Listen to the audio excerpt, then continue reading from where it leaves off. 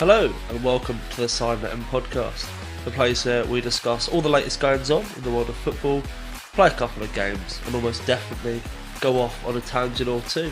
I'm Connor Burke and I'm joined in person, as always, by my cousin, my friend, and most importantly, my co-host, Kieran Burke. Hello all, and this is a very strange feeling being sat in the same room whilst recording this.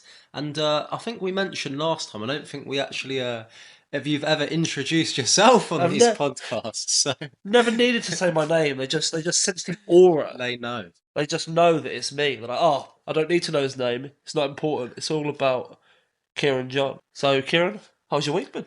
Yeah, not too bad. Obviously, bank holiday weekend. Always nice to have the extra day off work.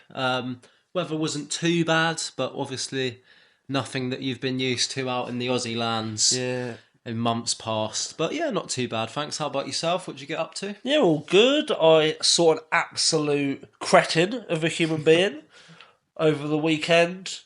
I went to All In at Wembley Stadium. So AEW, the wrestling company, had a show at Wembley Stadium at the weekend, which was phenomenal, but also meant that my knowledge on some of those Sunday games isn't going to be complete, so hopefully you can pick up the slack on that one as we get into discussing the week's games. And we might as well start on one of those Sunday games, Kieran.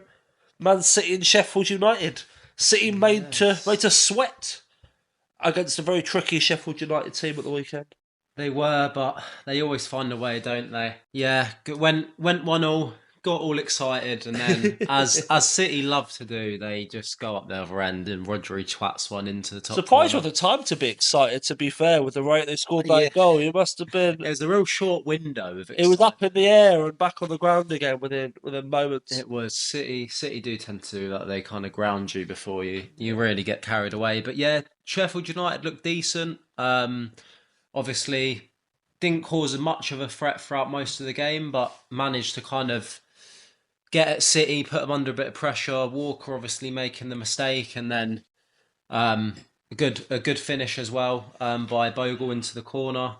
Obviously, Sheffield United still haven't picked up any points yet. So my prediction for them to just about stay up could be looking not too good, even though we're still early doors. But they've not picked up any points, but they've looked decent so far this season. Like, you look at other teams that maybe even have points in that region, and they look. And we're going to go on and talk about one of those teams, I think, in a moment. In Everton, who, although they have points on the board, my hope for that team is, well, my hope is looking very good. But if you're an Everton fan, your hope isn't looking too great. But Sheffield United seem to be a tricky team to break down. They made City work in the entire game. The goalkeeper had the pure aura of making Haaland miss a penalty. He didn't even need to move to the right side. Just like Bosch. One look was enough. La Bosch. But yeah. Yeah, they're one of them teams. Like, they've not lost heavily yet as well, which, as you mentioned, that's not a big thing. They look a tough team to beat, and I think that counts for a lot when you're a new team in the Prem, being able to pick up points against some of the lesser teams. I think that will, like, being hard to break down is a big thing. If you're leaking goals for fun, it never usually looks too good for you by the end of the season. It's not sustainable, is it? Nah. So you might pick up the odd win here and there, but in the long run, I think the likes of Luton, obviously they've only played a couple of games, but looking like... They haven't conceded 5 yet. They've not conceded 5 yet. As we said last week, we'll be keeping track on that. Fingers crossed. But yeah, no, they maybe this weekend. We're not the predictions yet. Well, we'll see. Won't give too much away, but... First game at Kenilworth Road, as all say. The absolute carpet down at Kenilworth Road. The carpet, if you buy your carpets from like a second-hand, used carpet retailer, if there is such a thing. One of those beautiful little kind of run-down, depleted high street vibes. They've got a few rugs out back. If you buy your carpets from hotels that are closing down, then carpet at Kenilworth Road. So next up then, we had the West Ham Brighton game. Yep. A big win for West Ham. Like, talking of teams that haven't picked up points, a team that's unbeaten still. Invincibles over in East London. Yeah, obviously a lot of people, yourself included, I believe, Don't know what you're talking about. fancied them to go down. Absolutely not. Let's get those prediction episode back up again. And I am nothing if not a David Moyes believer.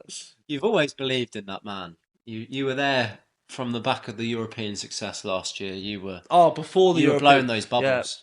Yeah. Me and David Moyes definitely don't think they're going down at all. You were blowing, and you like West Ham as well, to be fair. Yeah, I like what I like. You like what you like. Yeah, great win for West Ham. I think they had a little bit of a curse against Brighton as well, from what I understand. I think they'd.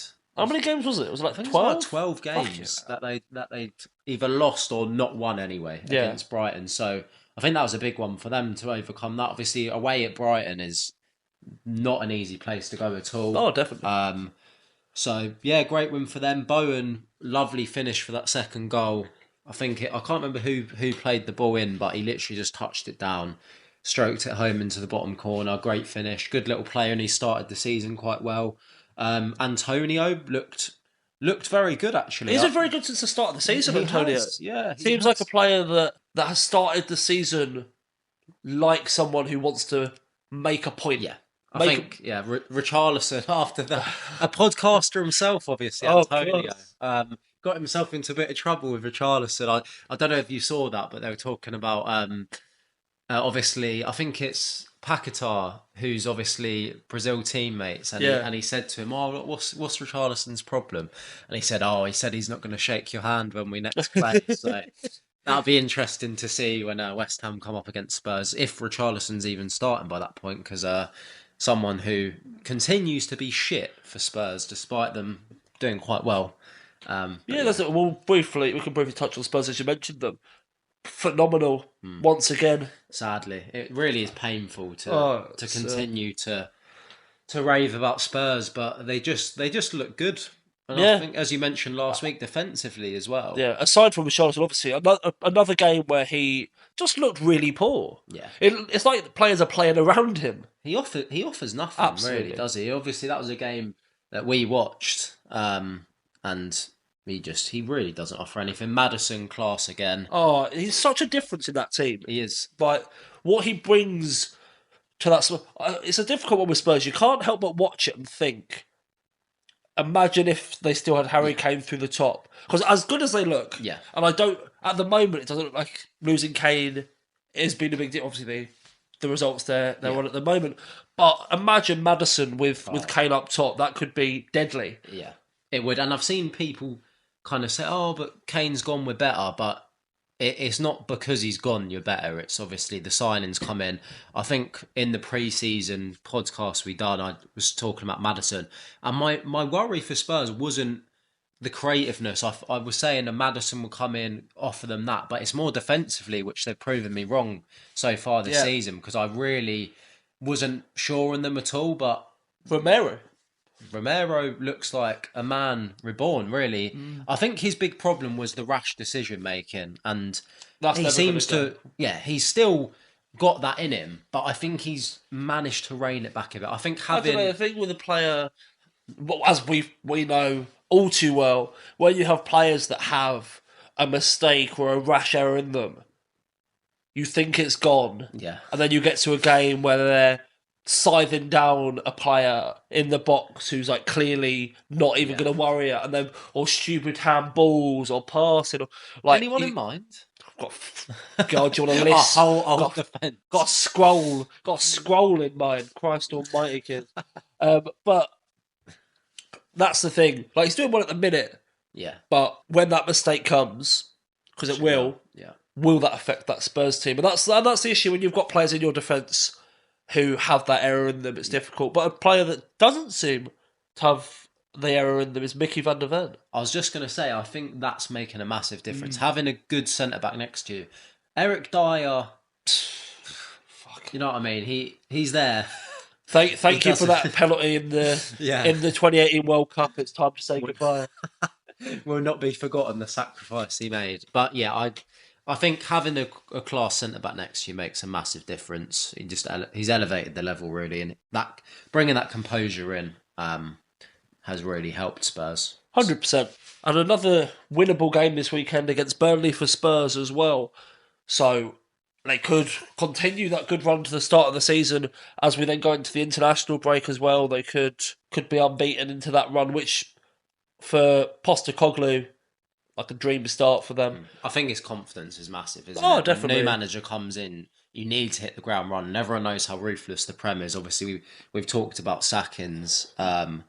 It doesn't take a lot of No. games. And they seem to, and it's not just the players that seem to back him as well. Like he's a player, he's a manager that the fans have instantly flocked to. Which, like we've discussed it on Yeah. previous episodes, you can see why. He's a very likable bloke, and it's very annoying when someone like that. It was very similar under Pochettino, to be fair, Yeah. because it's a manager that is good, and this one as well with Big Ange. He's likable as well. Yeah. He's incredibly Australian. Until the which, first North London. Oh, and then fuck it. Then we'll hate him. Yeah. Go get your shrimps on a barbie. Yeah, Australia, I'm back. Look, he's just come. He's just returned to the UK, and he's already slandering the Aussies. All you ever told us it's not a thing. It is a thing. They're lying to you. The Aussies are lying to you. The rivalry is real. They love shrimp. They love barbies. Bastards. Fuck them all. Con, you won't be getting back in the country now. You're meant to be heading back next year. There'll be riot police waiting for you at the airport. I'll take them all on, mate. Me against the Aussies. So next up we had Liverpool. We're discussing football. Yeah. Liverpool Newcastle. Newcastle just threw it away, didn't they? Yeah, they had it in their hands. They 80th minute, they just fell apart. Yeah, exactly. They were absolutely peppering Liverpool. Some great saves whilst they're keeping them in the game. Some phenomenal saves yesterday. Difference a world-class keeper makes. Two terrible defensive mistakes for both teams' first goals. Christ. Yeah. Trent for the Newcastle goal and Botman terrible for the first Liverpool goal there. Yeah, not good at all. And at the level, it's little mistakes get punished. And we were saying just a moment ago, weren't we, about when your defence has a mistake in them. Yeah, and weirdly Newcastle not really a team anyone associates with defensive mistakes. Yeah. They've been rock solid for probably since the new owners came in. Obviously brought Botman in, and that kind of centre-back partnership of Botman and Shaw have been pretty formidable, to be honest. So rare one from Botman, but yeah, Liverpool. That's Núñez obviously could be a real turning point for him. Yeah, definitely two very similar finishes for him, and if you can get the ball through to him like that, and he can do that exact finish, and it's what he seems to do very well as a striker. And I think he was a player that we said at the start of the season is going to be a big year for him, and if he can crop up like that for Liverpool. Yeah, I think that was my thinking why I had them so high. I was kind of expecting the players that were already there to kind of start up in the game, the likes of Gakpo, the likes of Núñez, obviously bring in Szoboszlai in now. Have I said that wrong? Oh my God! Shut it down! Shut it down! Okay, that's it. I'm done. Yeah, finish up. Pack up the bags. Oh, this is Kiz. I'm back. Fuck talk about football. You've said the name correctly. Come on. Give me another fucking Greek name to say and I'll butcher that and I'll be back. Where's Socrates when you need him? Oh, where's Big Papa? I love it when you call me Big Papa. But, yeah, they've started. Socrates, Big Papa Papadopoulos. The man himself. But yeah, I think Gakpo was still a bit underwhelming yesterday, but I think that's kind of paved the way for a Núñez start now, maybe. But Salah good as ever. Yeah. What do you think of Liverpool as a whole? Because I don't think they've been sort of squeaking things through. But do you know how I feel about Liverpool? Almost in a similar way to, do you remember Spurs at the start of last season, where they were getting results, they were winning games, but like this is all going to end. Yeah, just waiting for it to fall apart. And that's similarly how I feel about Liverpool. There's not much there for me. Yeah, I think it's a tough one because defensively they have looked a bit all over the place. But because they've got so much quality going forward, they can quite happily just outscore the other team and win games. So I think they'll definitely pick up points. If you look at the table now, they're obviously 7 points. There's a few teams up there with 7 points now. They're sitting in fourth. Could just as well be second. There's only a goal between them and West Ham and Spurs. But I don't know. I feel like they could improve as the season goes on. But there is... we just spoke about defenses with a mistake in Yeah. them. You look at that Liverpool back line, and Trent got a mistake in him. Van Dijk, never someone who's really been associated in the past few years, but definitely last season and this has a mistake in him. Robertson, rush of blood to the head. You could That's the see him thing with getting a that back sending line, off, 100%. and Matip kind of aging a bit now. So I don't know. I think Liverpool is still a bit of an unknown, which is weird for three games in. Obviously you start to kind of get a clearer picture, but I obviously I put them to finish second. I'm still going to stick with what I've said, but it really could go either way for Liverpool. For me, boat's still out. Boat's definitely still out on Liverpool. We'll see what happens. We were saying about those teams with 7 points, and one of those teams with 7 points, Kiers. No.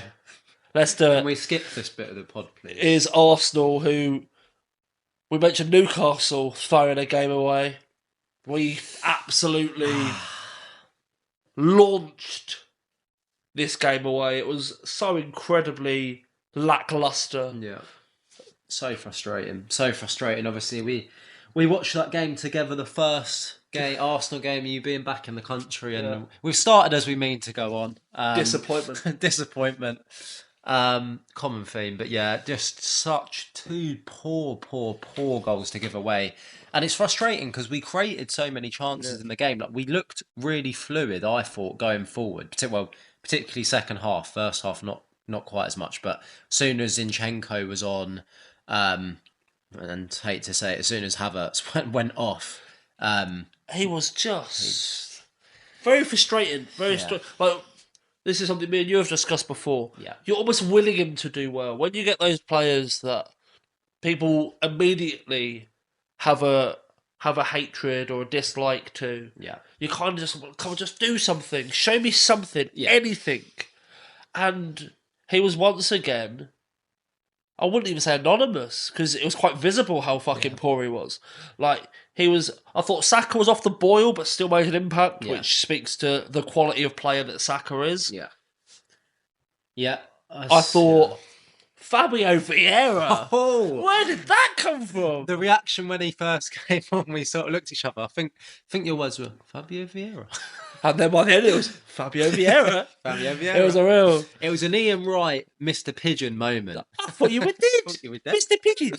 But they told me you were dead. A revival. He's knocking on the door now, to be fair, because Havertz was in that sort of floating midfielder role that Vieira. I think he's earned a start. Definitely, I think he's earned. Obviously, what United this weekend we'll discuss in a moment, but we can discuss now. Actually, we've got United at the weekend. Two teams that I feel are in a similar-ish place at the moment. I'd say so. Which I don't think was expected of Arsenal going in, but we just seem to. Wouldn't even call it experimental, because people have like, why you experiment? Like, he's played Partey at the back before, and I feel like every time we play Partey at right back, it's not worked. No. It's overthinking. It was like that's exactly what it was. It was like four players that weren't at their normal position. It was all over the place. I think you give Vieira a chance at the weekend. For Havertz, the performance he had off the bench, unbelievable, driving things forward, having a go. I think he's definitely earned a shot at the weekend. Another player who's kind of made themselves undroppable in Nketiah, obviously came in, took his chance well. I think we said it throughout the game. Trossard just isn't a number 9. Yeah. I love Trossard. He always has an impact when he plays, but he didn't have an impact on the weekend, and he doesn't work through the middle. If those are your options, Nketiah is an easy choice there. Obviously, Jesus came on towards the end. Yeah, will he be fit enough for Sunday? I'm not sure. For me, even if he is, I think Nketiah. I think it was a strange one to drop him anyway. He started the season well. I think as a team, it just felt like a weird, overthought decision. It didn't look a team that had been playing together for a long. Like last season, in that period where we just looked so good, it looked like a team playing together for years. Yeah, exactly that. And on the weekend, it looked like 11 individuals, which is not something we've seen for such a long time. That's why it's so odd to have that feeling watching Arsenal again.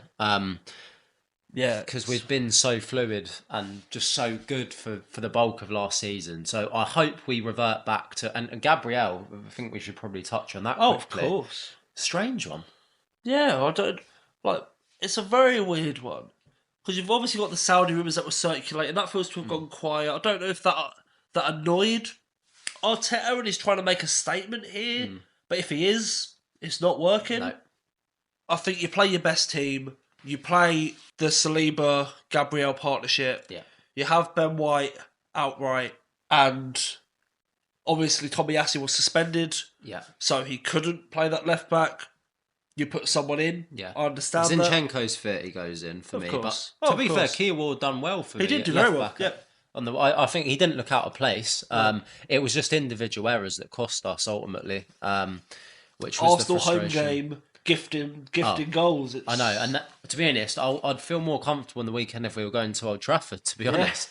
Being at the Emirates now, it's automatically we're not keeping a clean sheet, and automatically it will be a stupid error for one of the goals. So let's just hope we score more than them. What do you think of United going into that game specifically? So not even just their performance at the weekend against Forest, but as a total going into the game at the weekend? United are always up to play us, even when they started poorly last season and we were flying, they beat us. So that does worry me. If you take it like as two separate teams and don't think of like Arsenal, United, what the kind of usual way it goes is, I still fancy us. We've not clicked yet, and I think I said last week I was expecting the Fulham game to be the game we clicked. And I'm not going to curse. 4-0, was it? I perhaps said 4-0, but I'm not going to curse it again. So I'm not going to say this is the weekend it clicks, but it's got to happen at some point. And I think I would fancy us for United. I think they've been really poor themselves. I think their problems are bigger than ours, if I'm being honest. I think with us, we've still got the personnel there that we know a class as a unit. It's just, we've not quite been at the races. I do think that will change. With United, it's more... there's just issues all over. Players not performing, not looking up for it. Anthony, I don't know who made the call on buying him, but he doesn't look like a footballer. To be fair, the only game he looked decent in last season was against us. It was. I think it was his debut actually, and he scored Shithouse. a good goal. I remember we were watching that in the pub, weren't we? And we thought, here we fucking go.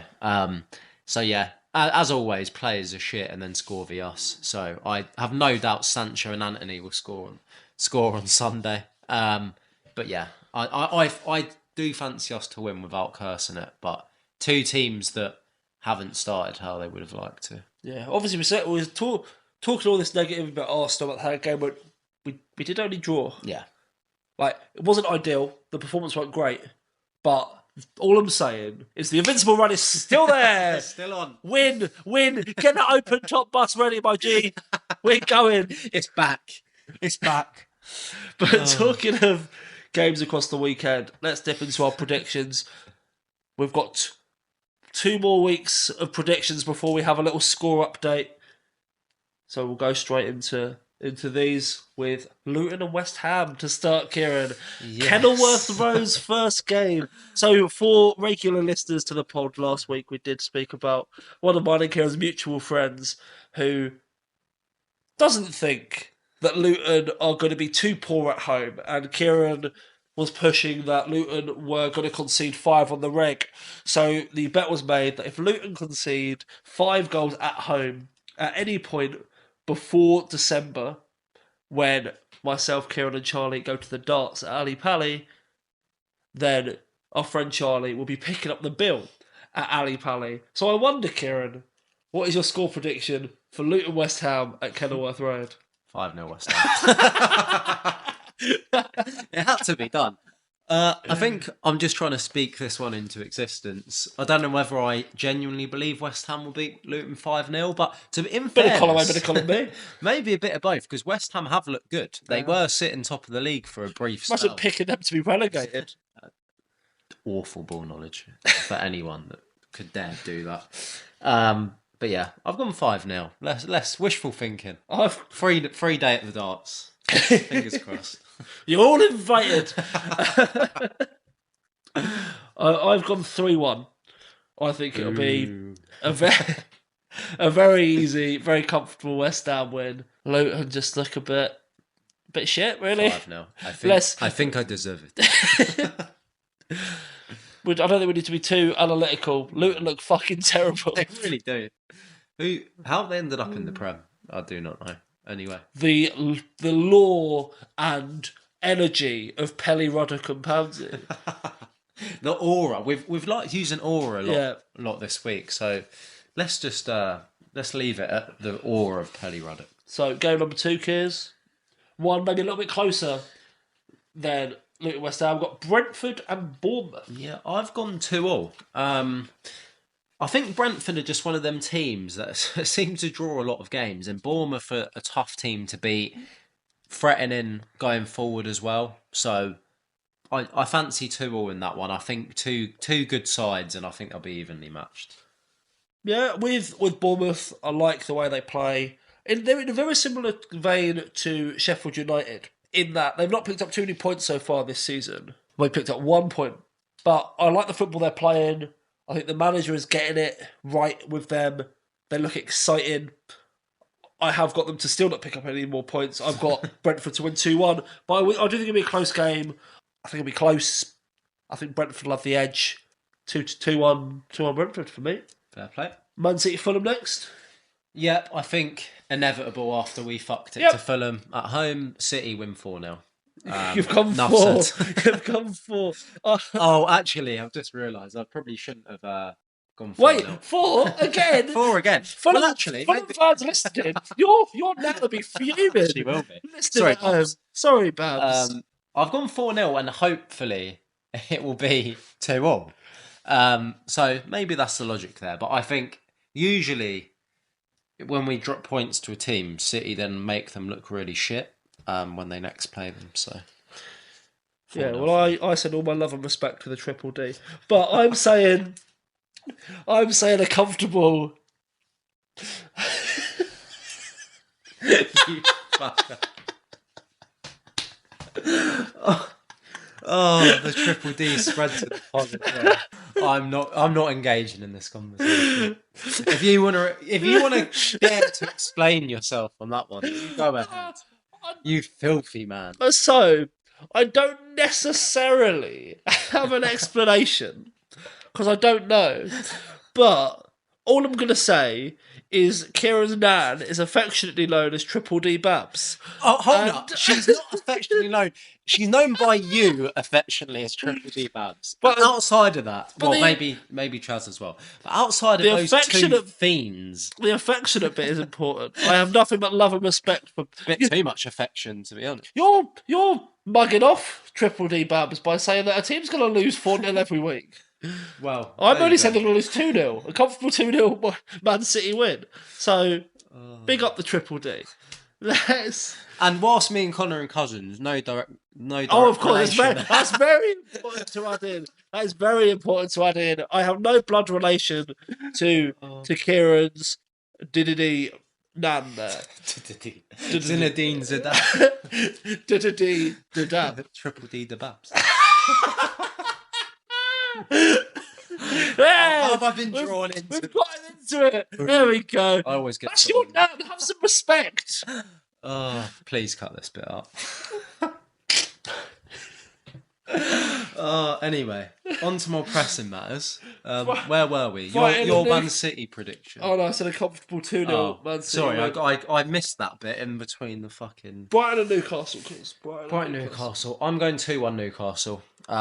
Brighton have looked good, but obviously showing the vulnerability v West Ham, they can got at, and I think Newcastle will be really eager to have a response after throwing the game away v Liverpool. And let's remember, Newcastle have still looked good. Yeah. They weren't poor v City either.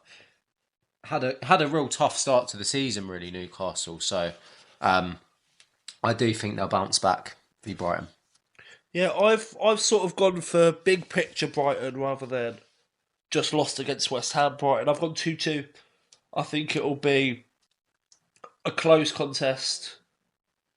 Two similarly matched teams. Newcastle maybe do have a bit of the edge, but I reckon 2-2. I reckon it'll be a tight goal fest. Yeah. With a 2-2 there. We like a tight goal fest. Liverpool Villa is the last game here, kids. I'm gonna go Another tight goal fest? Or is this going to be a loose goal fest? Well, depends what you fancy, really. I'm I'm not picky, to be fair. I'm going a medium-sized tightness goal fest. I've gone 3-2 to Liverpool. I think, yeah, I think it will be a bit of a goal fest. Liverpool vulnerable defensively, but Villa, obviously, when they got pumped v Newcastle, Every hole's a goal fest. they showed their vulnerability as well. So I can see Liverpool just outscoring them 3-2 on that one. New podcast name, though. Every hole's a goal fest? That's going to be the spin-off. The rebrand. Yeah. When you come back next week and the name's changed, you'll know. After mentioning Triple D's got us pulled off the airwaves, then we're going to come back as every I think I'll be the one putting the complaint in as well. I hope your dad don't listen. I'm not going to lie. Oh, God. Oh, dear. This has been fucking carnage. I've gone 2-1 Liverpool. I think it'll be a bit more of an easier win for Liverpool. Villa are a decent team, but I don't think they're much in terms of that game. So yeah, 2-1 Liverpool for me there. Diaby returns, hopefully.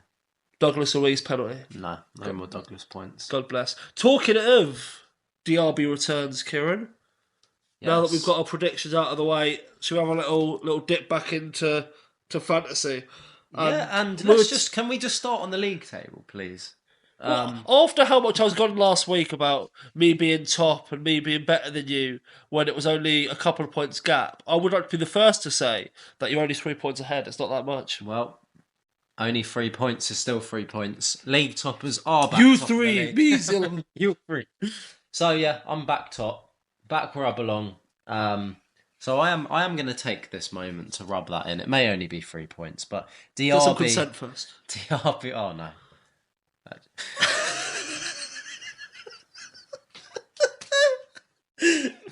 Oh, God. Go on, carry on.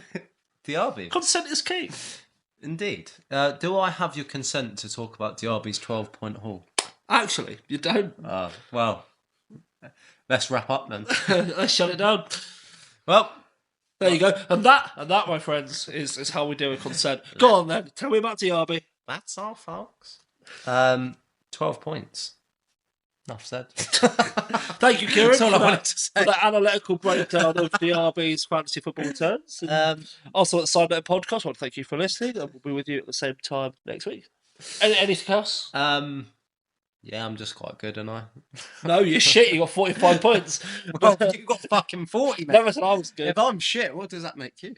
Oh, Sassy was my saviour in terms of my differentials this week. We talked last week about. I actually had a Kanji on the bench, it turns out.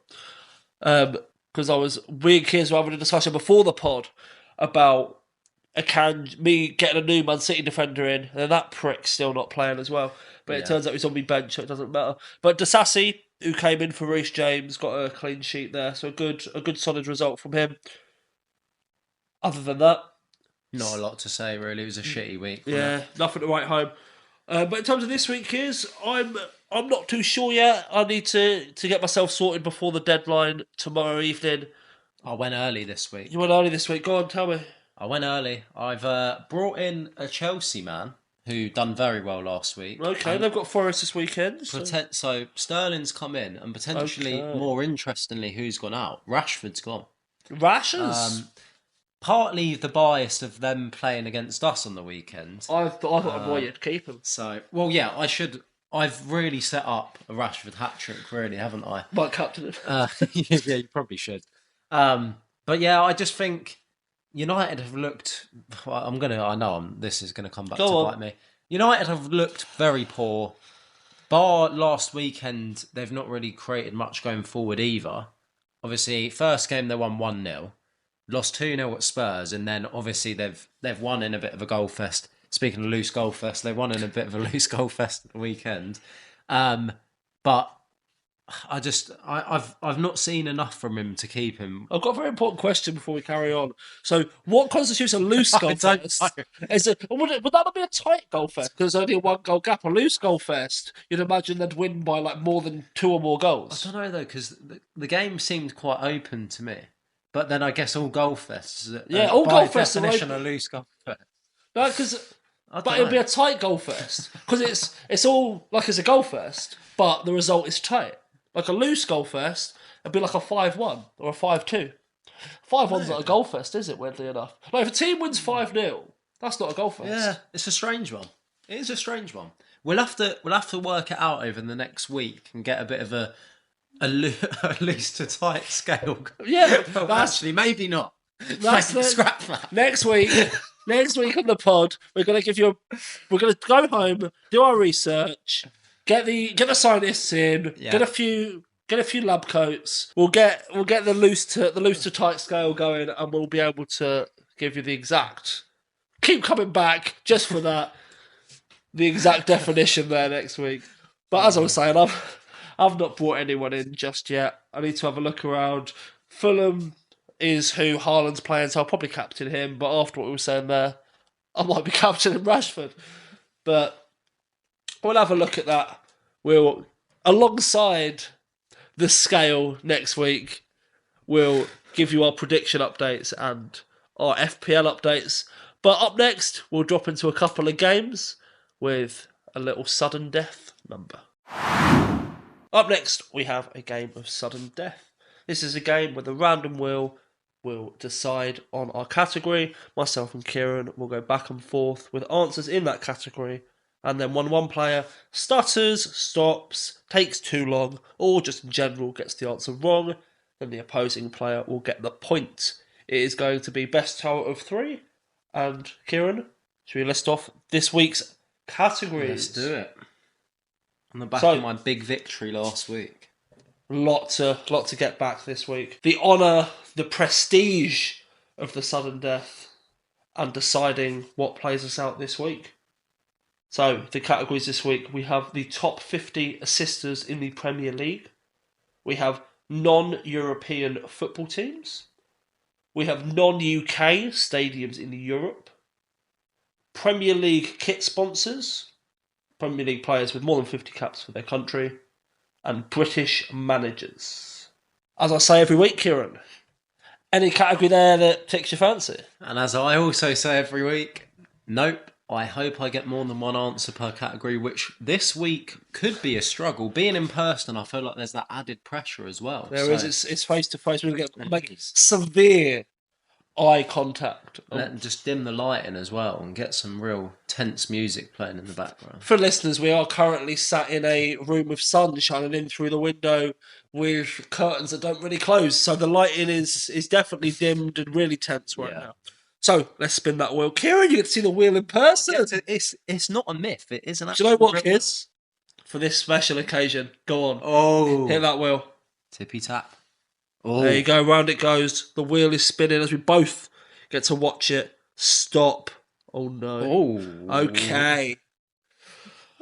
Premier League players with more than 50 international caps. And just to say, this was past and present Prem players, I think. It is indeed, yes. So, not just active players. So, this one could be interesting. Who is going first on this one? I'll go first. Okey-doke. I'm the guest in your country now. Okay, I'll start us off with Dennis Bergkamp, I'll go Frank Lampard, Thierry Henry, David Seaman, Jens Lehmann, Steven Gerrard, William Gallas, Patrick Vieira. Robert Pires, We just naming the Invincibles here. Ashley Cole. Freddie Lindbergh. We actually are. We are. Gilberto Silva. Sol Campbell. Did you already say Sol Campbell? No. Well, I can't remember either, so I'll just have to take your word for it. Virgil van Dijk. Oh. Asamoah Gyan. He gets the mention Friend every of the week. pod. I feel like we pick the categories to fit Jan in every category we play. I know I do. I'll work backwards. Fit Jan in every week. You'll go. Um, Oh. Mohamed Salah. Oh. Sadio Mane. Sadio Mane. Roberto Firmino. Jamie Carragher. Yeah. Ooh, Jordan Henderson. Gary Neville. No one grows up wanting to be Gary Neville. Don't be fucking saying shit to waste time. 5, 4, 3. Petr Cech. Oh, you bastard. Roy Keane. Oh. Lauren. I'm gonna pause for a moment. I don't think he has, but 25. 25. Clutching at straws there. There we go. There was a battle that was a tight Goalfest if ever there was one. That was a tight Goalfest. Yeah. We were going Invincibles. I just thought I'd throw one in. 1-0. Okay. The wheel is spinning again. Spin again. As we tick on round. Oh. Okay. And we've landed on non-UK stadiums in Europe. So that could be any stadium used for any sport as long as it is a stadium. And then you're in the clear, and it just can't be in the United Kingdom. But it's got to be European based, right? Yes, European, not in the United Kingdom. I'm going to struggle on this one, but let's go. As you started first last time, I shall take the lead on this, and I'll start off with the new camp. And I will return with Croke Park. Oh, nice. I like that. I will go the Bernabeu. Allianz Stadium in Dublin. I'll go the Allianz Arena for Bayern Munich. The San Siro. Fuck, that was my next one. Oh, shit. That's really throwing me off. That's it. It's when your answers get taken. Like, The it's Aviva. like, the Aviva Stadium in Dublin. Oh, shit. That's what it's called. It's not the Allianz. Oh! Oh, no! Connor Burke. See, if I didn't actually answer that. There is an Allianz Stadium in Sydney, which is, no, which I'm led to believe isn't in Europe. I believe, cannot confirm, but sources tell me Sydney isn't in Europe. I got the wrong fucking insurance firm. It's close. Oh, do you know what's most annoying? Is I didn't get a chance to bang out the Wanda Metropolita. Oh, a lovely. Speaking of, obviously, on the back of last week, good names to say. That's a lovely I think name in terms to of say. stadiums, that would be up there. Yeah. As a good name. Okay, last round. Well, it always seems to go to a tiebreak. It does. We don't even set it up. We're just two level. Well, that's what we tell them. It's not set up. Oh, it's all set up. Like all good things. This is all a scam. See what I did there? It's a scam. That's the first and third. The second and fourth. It's a scam. Great advert. Oh no. Right. Oh no. Top 50 assisters. Why do we even put that one in Premier League history? Oh. So this is. I do have a list for It'll this be one, 92 onwards, won't it? If we're just talking. It will be Prem. 92 onwards. Contrary to popular belief, football did start before 1992, but 1991. No, a bit further back than that. 1990. But yeah, we're sticking with Prem here. So Premier League era, the top 50 assisters, and I believe it's you to go first. Okay. This is going to be tough. Kevin De Bruyne. Ryan Giggs. Dwight York. Dwight York. Mesut Ozil. Fuck, I've got nothing to lose. Let's check it. Give him a check. Okay, I've got a list here, so I'm just going to search his name on my page. He's got to be up there, surely. He's 39. Ooh, Saden. Trent. Ooh. I'm gonna query that one. Just because of how young he is. 36. Trent is in there. Seen some names here. Con's seen some names. Cesc Fabregas. One matter. I think I've lost now. He's seen the fucking list. I saw. I have one more. I have one more. Dennis Bergkamp. I'll give you that. What? Jordan Henderson. You fucker. You would never have said that about. Would you like it? I'll give you a 3-second glance at the list. There you go. That's what. Emil Heskey. Is he on the list? There? On Didier Drogba. Robin van Persie. Eden Hazard. Ooh, David Silva. Leighton Baines. You fucker, you've seen that list. I looked at this. You've seen that list. We both just looked at this at the same time for the same amount of time. I just took in more names. Mohamed Salah? I think you said. I don't think we said him, No. but I'm not sure he'll be on the list. Let's check him because I'm fucked otherwise. Well, he's having another good look at this list. Oh, hello. Oh, Son, Firmino, Sigurdsson. Let's hope Salah's not on. He is. Well, I think we've seen the list. Okay, should we just do? We'll do one more. We'll do one more. We both cheated. I tell you what, why don't we just Raheem Sterling, Riyad Mahrez, Roberto Solano. We've done a category. Alan Shearer, Matt Le Tissier, Gareth Barry, Darren Anderton, James Milner, Silva, Bergkamp, Lampard, Rooney, Fabregas, Giggs, British managers. As we done the full category, did you want to just do like first to buzz in on a category, or should we just do? No, we'll just go back and forth with British managers. Right, British managers. We basically cheated. We did. Well, when you say we, as a collective, the man who got the list up was you. Well, we needed to check. Yeah. He wasn't on the list. That old chestnut. Okay, British managers. Do you want to kick us off? I'll go Brian Clough. I'll go Jock Steiner. Eddie Howe. Alex Ferguson. That's my fucking list. That's my list. That was your list? Alex Ferguson, end of list. Steve Bruce. Mark Hughes. Connor's favourite man, Sean Dyche. Oh, you should lose for that. It's time to go. Steven Gerrard. Frank Lampard. Oh, shit, that was mine. Sam Allardyce. Oh, Big Sam. Can I go Little Sam? Big Sam, Little Sam. Fucking hell. Fuck. Look at the timer up. 5, 4, 3. Fuck. 2, 1. I've gone blank.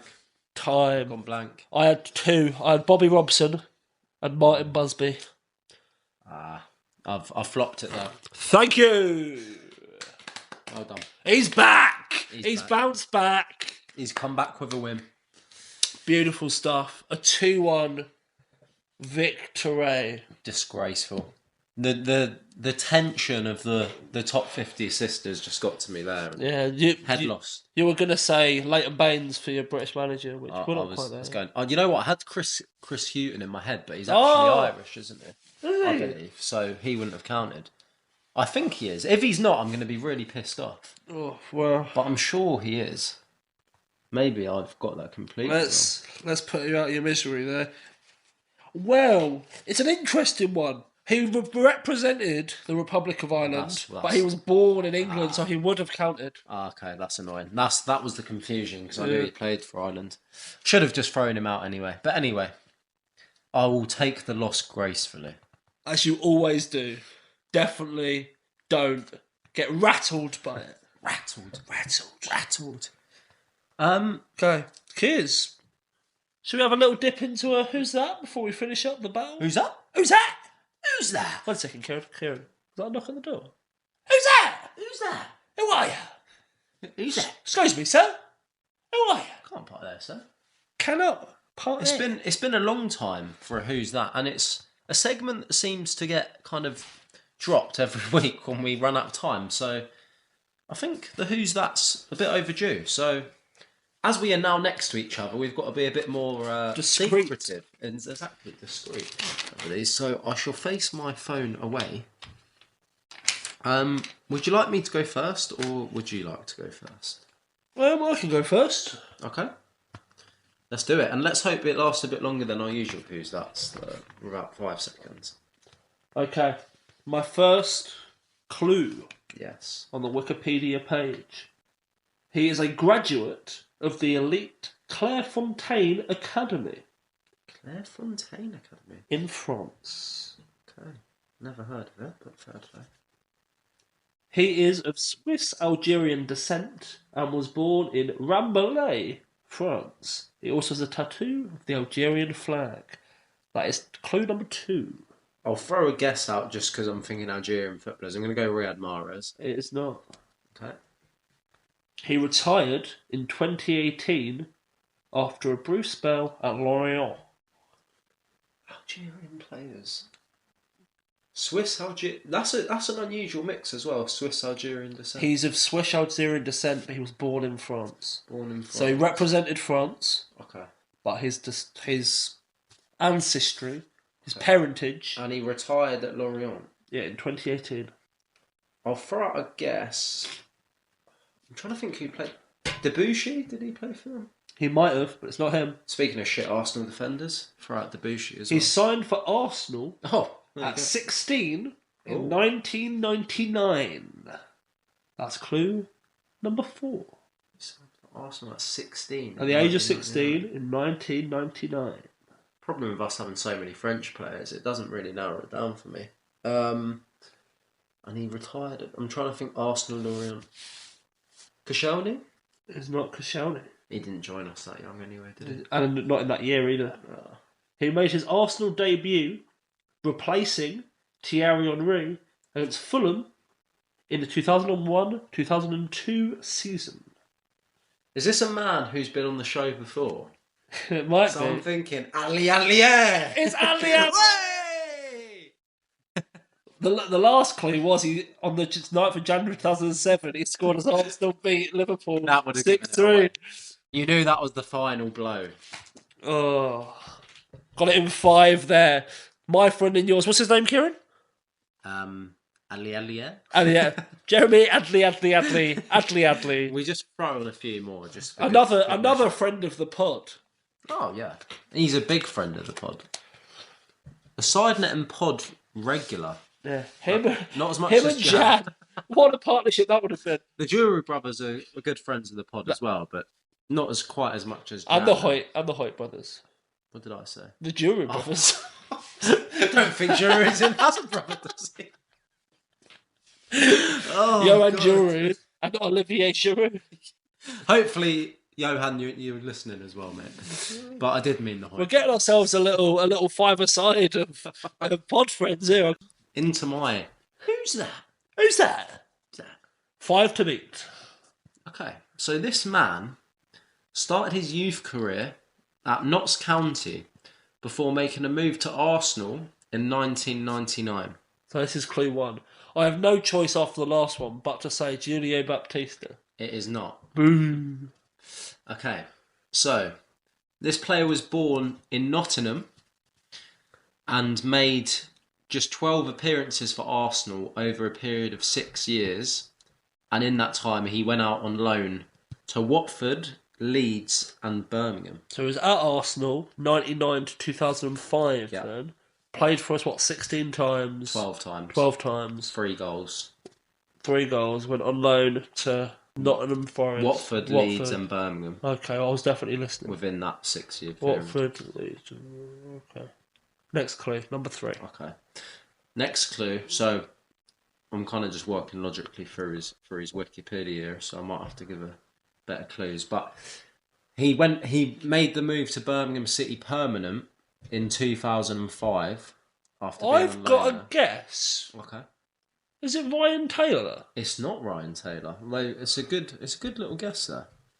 He played all 38 games for them in that year, scoring 2 goals before moving to Liverpool in 2006, where he played 55 games between 2006 and 2009, scoring 3 goals. He went from Birmingham to Liverpool. Yeah, I'll be honest, this is a tough one because this player's moved about. And if it helps, he's a bit of a scumbag as well. He's a very unlikable person. I think I've got it. Who you got? On that clue. So we'll make that... That is the... That's the next clue. Is that 4 that's or 5? That's the 4th clue, I believe. It's a 4th clue. Is it El Hadj Diouf? It's not. Although he is a big scumbag. He is, and he played for Liverpool. He did play for Liverpool. Right. I don't know whether this one's really going to help. I think I'm going to give this as part of the first clue 5. Then I'm going to try and think of something else to work in. So he went to Portsmouth on loan in 2009, playing 13 games, and then was on loan at Stoke in 2010, playing 13 games before going permanent to Stoke in 2011, and he played 52 games for them over 3 years. So that's kind of... It's not Shawcross, is it? It's not Shawcross. Okay, so that's we're going to 6 then. Okay, we're going to 6. So you have 1. Yeah. You've won, Kieran. Get it. Take your money at what cost? And get off my property. I'm trying to What a think. sad little life, Kieran. Okay, I'm having a little read through.